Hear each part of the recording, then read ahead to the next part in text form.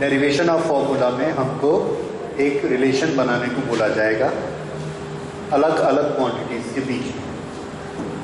जैसे force depend करता है किसी ऑब्जेक्ट के मास पर और एक्सेलरेशन पर, तो फोर्स, मास और एक्सेलरेशन इन तीनों का रिलेशन बताइए।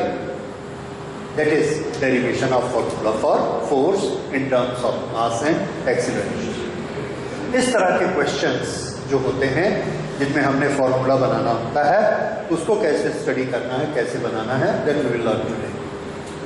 सबसे पहले हम ये लिखेंगे कि किस क्वांटिटी का, किस डिराइव्ड क्वांटिटी का कौन कौन सी क्वांटिटीज के साथ रिलेशन है। अच्छा, ये फॉर्मूले किस तरह के होते हैं, क्या हम कर सकते हैं और क्या नहीं कर सकते हैं। तो हम एक फॉर्मूला बना सकते हैं जिसमें एक क्वांटिटी होगी मल्टीप्लाइड बाय दूसरी क्वांटिटी होगी, मल्टीप्लाइड बाय तीसरी क्वांटिटी होगी, और इस क्वांटिटी के कुछ भी पावर हो सकते हैं ये, और ये एक डिराइव्ड क्वांटिटी के बराबर होंगे। ये डिराइव्ड क्वांटिटी है। एक क्वांटिटी ये तीन क्वांटिटी से रिलेटेड होगी और इनके बीच में क्या है, मल्टीप्लिकेशन। ये इस तरह का फॉर्मूला हम बना सकते हैं और सिर्फ इसी तरह का बना सकते हैं। अगर हमसे बोला जाएगा कि ऐसा फॉर्मूला बनाइए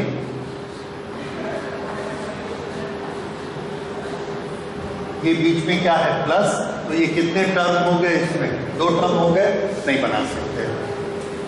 ये इस मेथड का रेस्ट्रिक्शन, इस मेथड का लिमिटेशन है कि हम इसमें दो टर्म वाले, तीन टर्म वाले फॉर्मूले नहीं बना सकते। तो इसमें हम force is equal to mass into acceleration, F is equal to ma बना सकते हैं, S is equal to ut plus half at square नहीं बना सकते क्योंकि उसके बीच में प्लस आ गया। हाँ, उसकी करेक्टनेस हम चेक कर सकते हैं। करेक्टनेस चेक करना क्या है, हर टर्म में चेक करेंगे, लेकिन जब नया फॉर्मूला बनाने की बात आएगी तो एक लिमिटेशन हो जाएगा कि हमारी कितनी टर्म का फॉर्मूला हम बना सकते हैं, एक टर्म का। उस टर्म में कितनी क्वांटिटी हो सकती है, तीन क्वांटिटी हो सकती है। अगर चार होगी तो उसको भी हम रिड्यूस करके तीन बनाएंगे, तीन का ही बना सकते हैं MLT, ये तीन क्वांटिटी, इस तरह से तीन क्वांटिटी। तो ये हमारी लिमिटेशन है। इसी लिमिटेशन के अंदर रह के हमको काम करना है, और अगर इसके बाहर का रिलेशन बनाना होगा तो किसी दूसरे मेथड से बनाएंगे, इस मेथड से नहीं बनाएंगे। ओके, तो डायमेंशनल एनालिसिस के मेथड से फॉर्मूला बनाना सीखते हैं।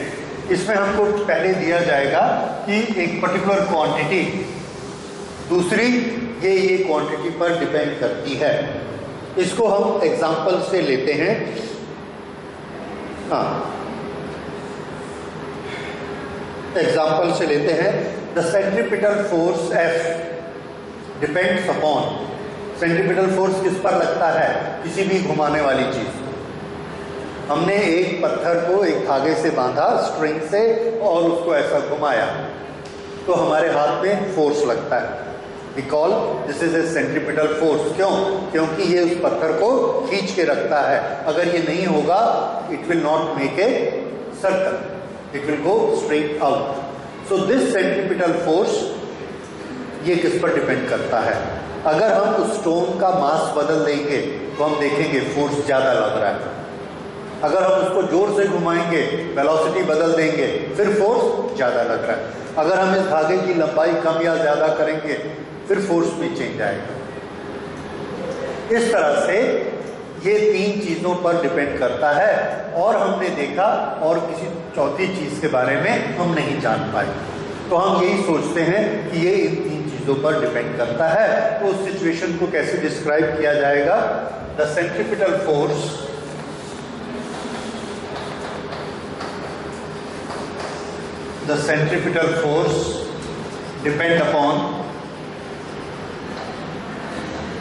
depends upon mass, velocity and radius of rotation, radius of rotation.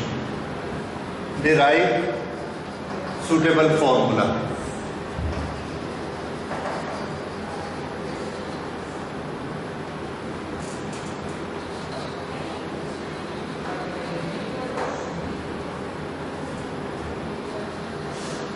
Bye ये कौन सा मेथड कहलाएगा?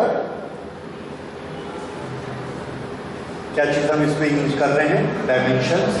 So this is by dimensional method.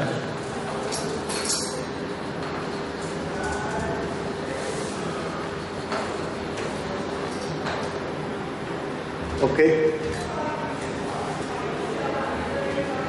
ये इस तरह के क्वेश्चंस इसमें आया करेंगे. ये जब क्वेश्चंस आते हैं तो देखिए इसमें एक चीज हमको पता लगती है कि एक क्वांटिटी कौन सी, सेंट्रीपिटल फोर्स डिपेंड्स अपॉन के लिए हम यूज करेंगे प्रोपोर्शनेट. डिपेंड्स अपॉन किस किस पर डिपेंड करती है? मास, वेलोसिटी, रेडियस, तीन चीजों पर डिपेंड करती है. लेकिन कितने टाइम्स डिपेंड करती है हमको नहीं मालूम. डायरेक्टली प्रोपोर्शनेट है कि इनवर्सली है ये भी हमको नहीं मालूम. डायरेक्टली होगा तो इसकी पावर प्लस में होगी, इनवर्सली होगा तो इसकी पावर माइनस में. तो सब कुछ इसकी पावर पर डिपेंड करता है. पावर 2 भी हो सकती है, 1 भी हो सकती है, कुछ और भी हो सकती है. तो हम क्या करते हैं, अगर हमको पावर पता लग जाए तो फॉर्मूला ही बन जाएगा. तो हमारा टारगेट क्या है? पावर पता लगाना. तो जो हमारा टारगेट है उसी को हम अननोन मान लेते हैं और इसकी पावर लिख लेते हैं A, B, C. अब हमारा टारगेट क्या है? To find the value of A, B, C. ठीक है, बस वैल्यू लिखेंगे, फॉर्मूला बन गया. अब प्रोपोर्शनेट को जब इक्वल लिखना रहता है तो हमारे पास क्या तरीका रहता है? एक कांस्टेंट लिख देंगे K, उसके बाद M, दूसरी क्वांटिटी V और तीसरी क्वांटिटी R. ये तो आप चाहे तो इसके बाद ये स्टेप लिखिए, फिर ये लिखिए, या इसको मत लिखिए, डायरेक्ट इसको लिखिए, स्टार्ट कर देंगे आगे बढ़ने. ठीक है, तो पहला स्टेप क्या होगा? क्वेश्चन देख के हमको फॉर्मूला लिख लेना. लिखने में कौन सी भाषा यूज करनी है? ABC, अननोन वाली. यही हमारा आंसर है. इसमें हमको किसको फिलअप करना है? A, B और C, इसको फिलअप करना है. अब ABC कहां से लाना? अब हमारा टारगेट क्या है? A, B, C की वैल्यू लाना. इसको लाने के लिए हम क्या करते हैं? हमको मालूम है एक नियम, पिछली बार हमने पढ़ा था, क्या बोलते हैं उसको? होमोजीनियटी का नियम. Homogeneity of dimensions. What does it say? That all the terms have got same type of dimensions, same dimension. अगर होमोजीनियटी का नियम यहां लगाएंगे, applying law of homogeneity,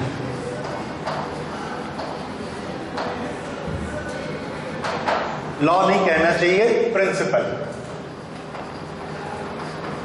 principle of होमोजीनियटी. अच्छा, होमोजीनिटी लगाने से इधर की डायमेंशन उधर की डायमेंशन कैसी होनी चाहिए? इक्वल. इसमें इसकी डायमेंशन, हमको हर एक की डायमेंशन मालूम होनी चाहिए. नहीं मालूम है, कंसल्ट करेंगे, रेफर करेंगे और बुक से देख के लाएंगे. ओके, फोर्स की डायमेंशन क्या होती है? यहां पे हमने लिखा टेकिंग डायमेंशंस.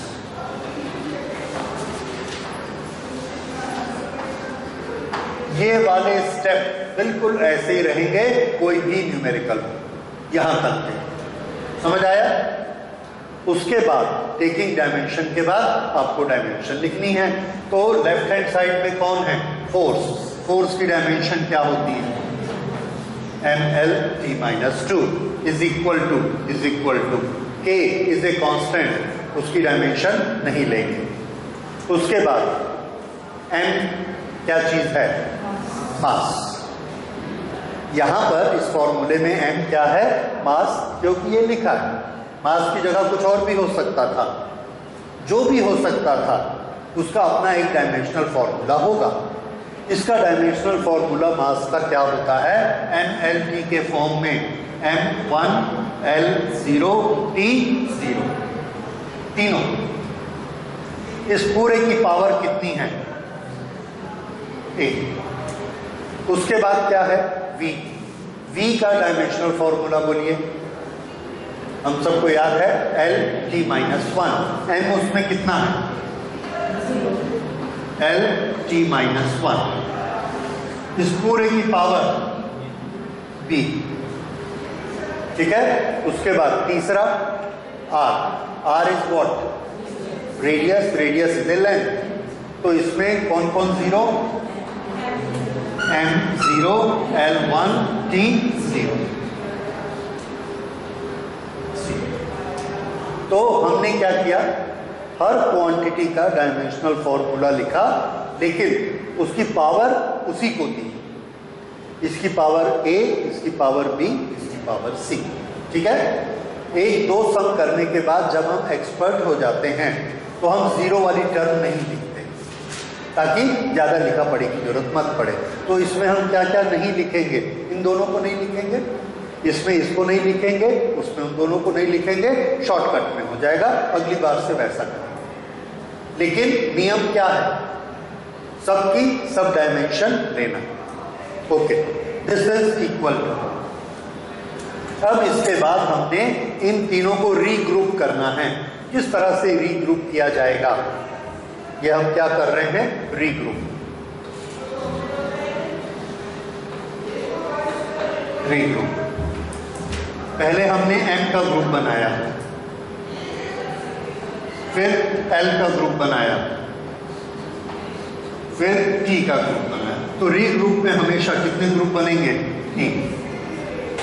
ओके। अगर चौथी क्वांटिटी इधर आएगी तो इधर भी आएगी, करंट वगैरह आएगी तो उस समय देखेंगे। फिलहाल 3। m की पावर कितनी है? 1। 1 मल्टीप्लाइड बाई a कितना हुआ? a। ये याद रखिएगा, a। 0 multiplied by b 0। 0 multiplied by c 0। तो a plus 0 plus 0 is equal to a। अब l 0, ये कितना हुआ? b। ये कितना हुआ? c। और ये मल्टीप्लाइड है तो पावर आपस में ऐड हो गई, b प्लस c। ठीक है, पावर ऐड हो जाएंगी। अब t का बताइए। 0, यहां पे माइनस b, यहां पर 0। mLT ये हो गया, ये रीग्रुप हो गया। ये हमारा अगला स्टेप। यहां पर ऑलरेडी रीग्रुप किया हुआ है। क्यों? ये रहा m, ये रहा l और ये रहा t। तो m की पावर कितनी है? l की पावर, t की पावर -2। तो ये m की पावर यहां पर हमने लिख दिया, m की पावर 1, l की पावर 1, t की पावर -2। अब होमोजेनिटी का नियम क्या कहता है? हर टर्म में डायमेंशन कैसी होनी चाहिए? सेम। ये एक टर्म है, ये एक टर्म है। इन दोनों टर्म में डायमेंशन सेम होनी चाहिए। जो m की पावर यहां होगी वो m की पावर यहां होगी। तो पावर जो यहां है वो यहां है। ये आपको एक इक्वेशन दे देता है। क्या इक्वेशन देता है? a is equal to 1। अब l की पावर मिलाइए। इसके लिए हम यहां शब्द क्या लिखेंगे? Comparing similar terms, comparing similar dimensions.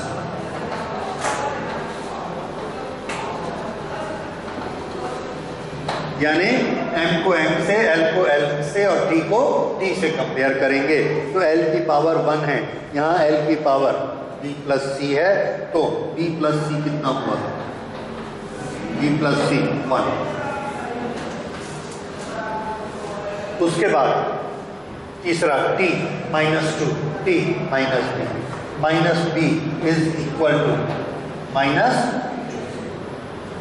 ये आ गया, ये हमने इससे निकाला। अब हमको क्या चाहिए, हमारा टारगेट क्या था, ये जो तीनों मिले इससे ए बी सी की वैल्यू निकाल दीजिए। ए की वैल्यू आ गई, इस ए की वैल्यू, अच्छा ये -b कितना है, -2, उससे सी की वैल्यू निकालिए, कितनी आएगी,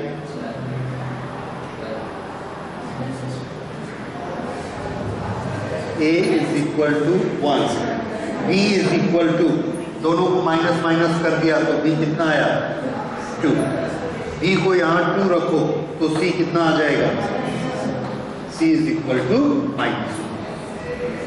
तो a b c तीनों की वैल्यू आ गई, ये अगला स्टेप हो गया।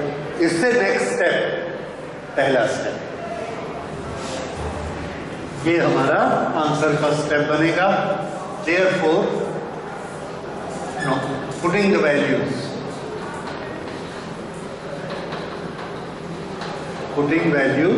in equation 1, putting values in equation 1, f is equal to k m to the power कितना, a 1, उसको लिखने की जरूरत नहीं है। उसके बाद v की पावर b की वैल्यू कितनी है, 2, तो 2, r की पावर कितनी है, -1, ये आया। अब जिसकी पावर -1 होगी वो डिनोमिनेटर में चला जाएगा। दो चीजें याद रखिए, पावर माइनस होने से वो कहां जाएगा, डिनोमिनेटर में। दूसरा, पावर हाफ होने से वो स्क्वायर रूट के अंदर चला जाएगा। हाफ पावर होने से रूट के अंदर, माइनस पावर होने से डिनोमिनेटर। तो ये क्या बना, f is equal to mv² upon r, और k को ऐसे लगे रहने दीजिए, k के बारे में हम नहीं जानते। ये भी इसके एक लिमिटेशन है, that we can not tell about k। k को हम लोग लैब में जाके एक्सपेरिमेंट कर करके निकालते हैं। इस पर्टिकुलर केस में k की वैल्यू 1 आती है, तो फॉर्मूला क्या बचेगा, f is equal to mv² upon r, centripetal force का फॉर्मूला बन। ठीक है, इस तरह से हमने सेंट्रीपिटल फोर्स का फॉर्मूला बनाया। ठीक, तो ये एक एग्जांपल है, इसको नोट करिए। अब इसके बेसिस पे दूसरा क्वेश्चन आप बनाएंगे, इसको नोट कर लीजिए। देखिए, time period of oscillation of A pendulum, time period t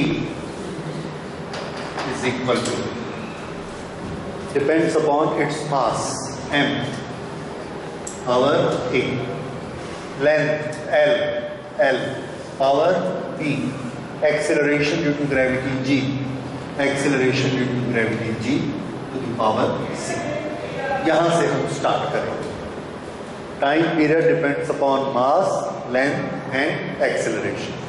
के लगा के, इक्वल लगा के ये हमने स्टार्ट किया, और इसके बाद taking dimensions of both sides,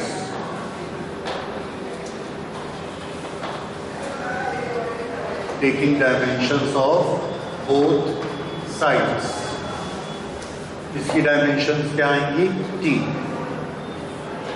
this is equal to k, no dimension, this is m, dimensions a, l, dimension b, and that is acceleration due to gravity, Lt minus 2. This is c. This is equal to m a l, यहां से मिला b और यहां से मिला 1 into c, that is c. So b plus c, b plus c। उसके बाद n l t, t में यहां नहीं है, यहां नहीं है, यहां है, -2 into c, -2c। ये है t to the power 1। Comparing both sides, यहां पर m0 L0, तो a यहां पर 0, a is equal to 0, b plus c is equal to 0, b plus c is equal to 0, minus 2c is equal to 1, minus 2c is equal to 1। ये 3 मिले। अब यहां से आगे बढ़े, a तो मिल गई value, a is equal to 0, यहां से c की वैल्यू मिली minus half, c is equal to minus half, उस वैल्यू को यहां रखा, इधर गया प्लस हाफ हो गया, so b is equal to plus half. a b c, ये a b c को हमने यहां पे रखा। So time period t is equal to k m0 L b, b is half. उसके बाद है g, g की वैल्यू में c रखना है और c की वैल्यू आई है minus half, this is minus half. This is equal to anything to the power 0 is 1, we need not write it, इसलिए उसको लिखने की जरूरत नहीं है, कांस्टेंट को पड़ा रहने देते हैं k। ओके, इसकी पावर हाफ है, इसकी पावर भी हाफ है, हाफ वाले जितने हैं वो सब रूट के अंदर चले जाएंगे। कौन ऊपर कौन नीचे? पॉजिटिव ऊपर, नेगेटिव नीचे। So this is L and this is G। G minus वाला है, नीचे चला गया, L प्लस वाला है ऊपर, L upon G, this is T। So this is our dimensional formula, dimensional formula ये आ गया। बाद में जब हम लैब में इसको करते हैं तो हमको पता लगता है कि k की value 2 pi, so t is equal to 2 pi root L upon G, ये हमारा फॉर्मूला। ठीक है, ओके, अगला लिखिए।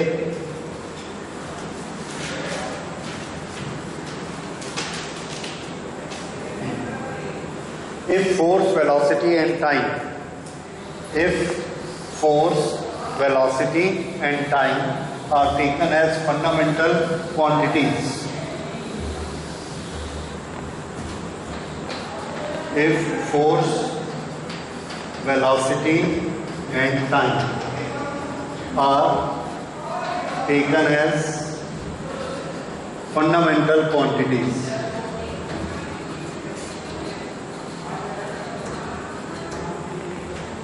then what would be dimensions of work? Then what would be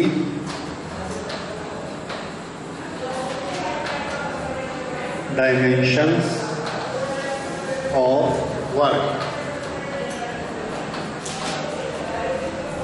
ये थोड़ा अजीब सा सम है, देखिए इसे कैसे बनाना है। हमको किसका फॉर्मूला बनाना है? तो आंसर है हमको वर्क का फॉर्मूला बनाना है, वर्क। लेकिन किसके टर्म्स में बनाना है? कौन कौन सी क्वांटिटी लेके बनाना है इन्होंने बताया आपको। कौन कौन सी क्वांटिटी? Force, velocity, time. तो हमने यहां पे लिखा फोर्स, वेलोसिटी, टाइम और पावर A, B, C, यही हमारा आंसर है।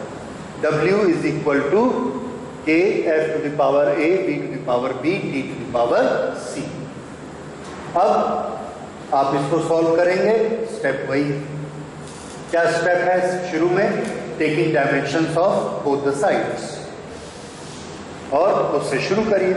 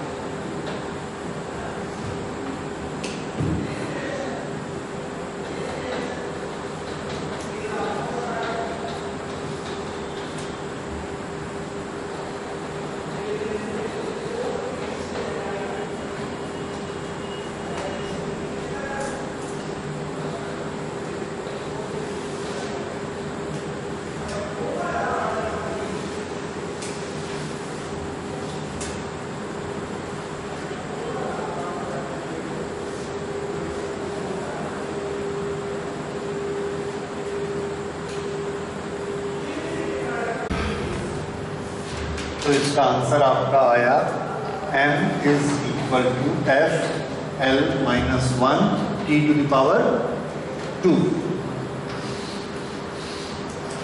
Force length time mass. अच्छा, अगला क्वेश्चन, हाँ ये एक अच्छा क्वेश्चन है।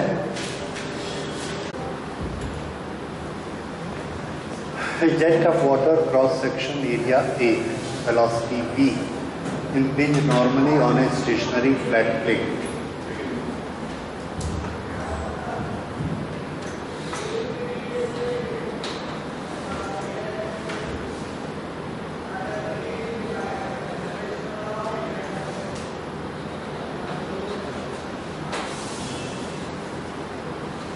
ये वाटर जाके इसको हिट कर रहा है normally on a stationary flat plate. Mass per unit volume is rho. Determine an expression for force F. F हमको निकालना है। F exerted by jet against the plate. F की वैल्यू निकालनी है और हमको क्या क्या दिया गया है। A jet of water of cross section area A, ये cross section area A, velocity V, impinge normally on a stationary flat plate. The mass per unit volume is rho. Mass पर यूनिट वॉल्यूम क्या होता है आपको मालूम, right, rho by dimensional expression for force, ये निकालना है। तो कैसे शुरू करेंगे, यहाँ क्या लिख लेंगे के और इसको क्या कर देंगे, ओके बस चालू हो जाइए। इसके बाद तरीका समझ आया। हमको इसमें इसकी फिजिक्स में नहीं पढ़ना है, हमको सिर्फ इसकी डायमेंशंस से ही फॉर्मूला निकाल देंगे। मोमेंटम ये वो सब नहीं करेंगे, डायरेक्ट ऐसे निकालेंगे।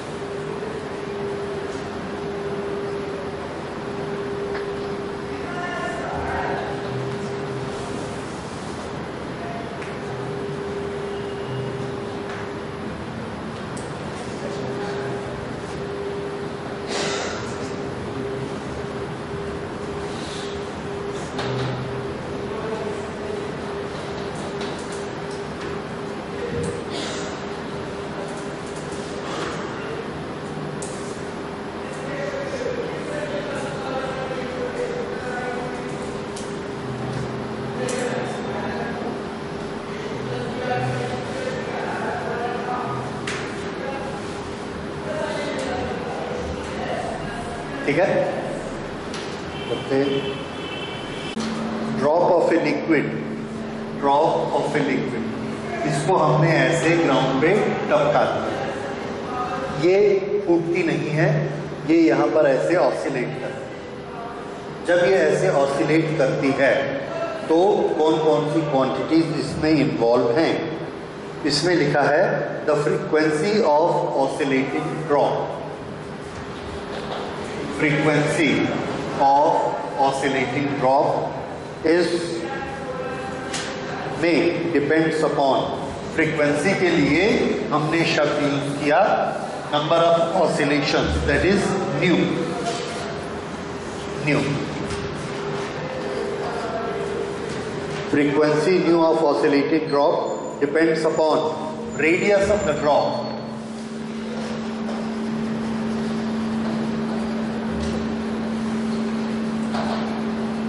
radius of the drop, density of the liquid,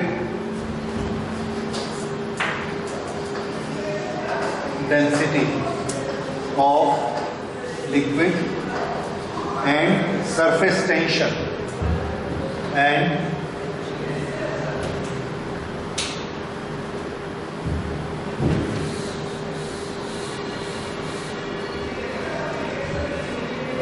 surface tension,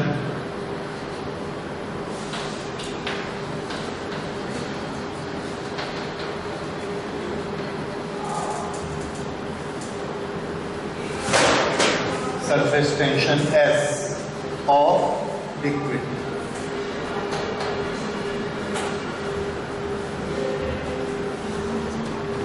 Find the formula for frequency. Find relation. Find relation dimensionally.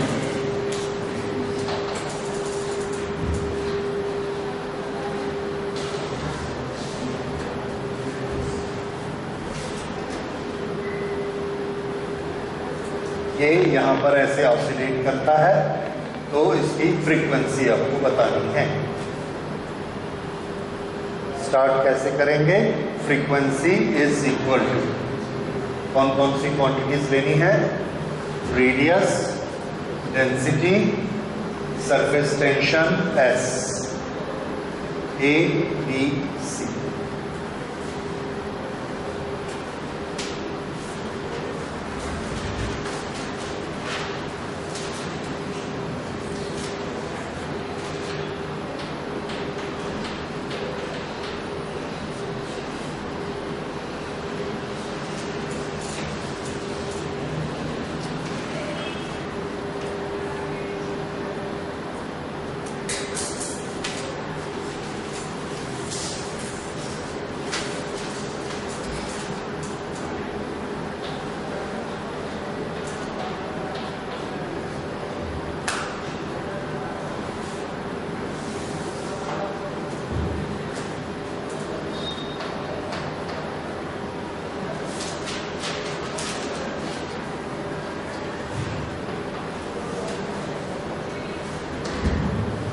Surface tension, surface tension अगर आपको नहीं मालूम है, सरफेस टेंशन होता है फोर्स अपॉन लेंथ, तो इसकी डायमेंशन क्या होगी? M L T minus two upon L, that is M T minus two. ये सरफेस टेंशन होता है, एम टी माइनस टू, और इसकी पावर लेनी है सी।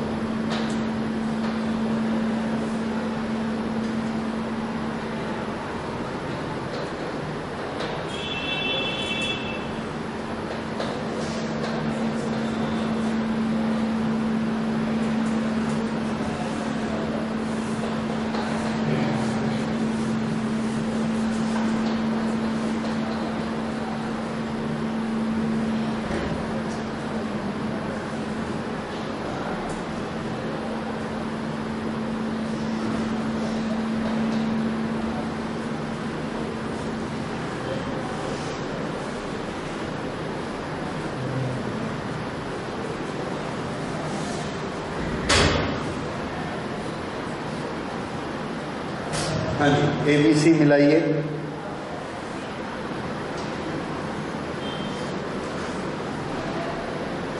कितना आता है? अगर ABC इतना आया तो हम फॉर्मूला को कैसे लिखेंगे?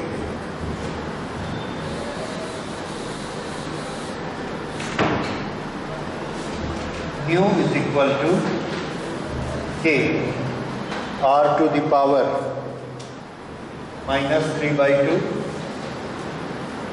multiplied by rho to the power -12 multiplied by surface tension S to the power C के लिए हाफ, C के लिए हाफ। अब इसको सिंप्लीफाई करना है, जितने हाफ हैं वो सब रूट के अंदर, फिर उसका हाफ खत्म, ये रूट के अंदर, तो ये भी खत्म, ये भी खत्म, ये भी। अब ये तीनों रूट के अंदर आने हैं, कौन सा ऊपर कौन सा नीचे, जो प्लस है ऊपर, जो माइनस है नीचे। ये माइनस है, कितना पावर है? 3, तो R 3। ये माइनस है 1 रो टू द पावर 1 लिखने की जरूरत नहीं। ये प्लस 1, ये आ गया फॉर्म, ठीक है। Q is equal to K root S upon rho R3।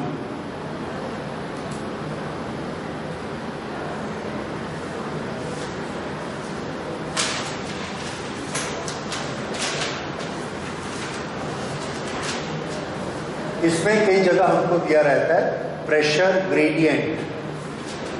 Pressure gradient शब्द के लिए हमको यूज करना है P/L। अभी टाइम नहीं है अब इसके लिए।